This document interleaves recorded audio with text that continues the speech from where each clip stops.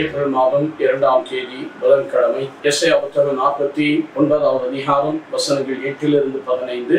அதில் மிக சிறப்பாக எருசலேம் மீட்கப்படுவதை குறித்த 8வது வசனம். ஆண்டவர் கூறுவது இதுவே: தகுந்த வேளையில் நான் உனக்கு பதிலளிப்பேன், விடுதலை நாளில் உனக்கு துணையாயிருப்பேன். நாட்டை மீண்டும் நிலைநாட்டம், பாலடைந்து கிடக்கும் உரிமை சொத்துக்களை உடமையாக்கும் நான் உங்களை பாதுகாத்து மக்களுக்கு உடன்படிக்கை ஏற்படுத்தினேன்.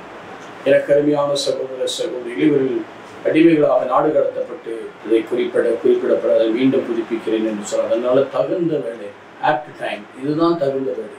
எப்படி தவக்காலம் தகுந்த வேலை 2 என்று சொல்வது போல் இதுதான் தகுந்த வேளையில் நான் உனக்கு பதில் அளிப்பேன். இறைவன் நமக்கு பதில் கொடுக்கிறவராக இருக்கிறார். மேலும் விடுதலை நாளில் when you are liberated, ஆவி எங்கு உண்டு அங்கு விடுதலை உண்டு. 2 Corinthians 3:18 பார்க்கிறோம். அதே போல சத்தியம் விடுதலை ஆக்கும் இயேசு இந்த ஆவியான உங்களுடைய விடுதலை கிடைக்கும். அந்த நாளில் நான் உனக்கு துணையாக இருப்பேன். இப்போ துணையாக இருக்கிறதுனால அவருடைய வார்த்தையும் அவருடைய ஆவியான பாலடைந்து நம்முடைய எல்லாம் மீண்டும் உரிமை சொத்துக்களாக நாம் மீட்டுக் கொள்வோம். இதுதான் அது ஏற்ற காலம், இதுவே தகுந்த காலம். இறைவன் கொடுத்த இந்த காலத்தை நாம் பயன்படுத்தும். ஏனென்றால் எபேசியர் 5:14 சொல்கிற காலம் கொள்ளாத காலத்தை பிரயோஜனப்படுத்தும். Make use of the time. இறைவன் கொடுத்த அருமையான காலம், அருளின் காலம், மீட்பின் காலம். அவருடைய வார்த்தை மிக அருகில் உள்ளது. ஒரு ஆவியாக நம்மில் இருக்கிறார்.